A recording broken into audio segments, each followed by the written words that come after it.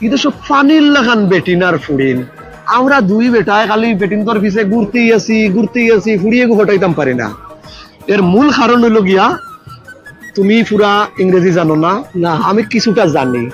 আমরা দুইজনে ইংলিশ শিখতে হইব। তো খোলা লইছে না তুমি ও রেস্টুরেন্টে পড়ি থাকলে রাজীবন হইব নি। রেস্টুরেন্টে বাড়িতে হইবাই, ইংলিশ জব ধরতে হইবাই, ইংলিশ চাকরি করতে হইবাই।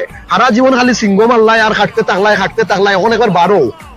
আস্তা দুনিয়ার মানুষ এখন বহুত আগুয়ে গেছে, আমরা ইনু ন।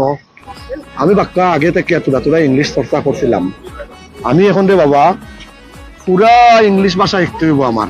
আচ্ছা তুই কি কেলে আমার খাবাই বলে না আমি এগুলি হইতো না, কাম করো ইদেশের বেটিনতে আমরা ভাত্তা উত্তা দিত না, ইংলিশ বেটিন তোর কাছে ভাত্তা পাইতাম নাই।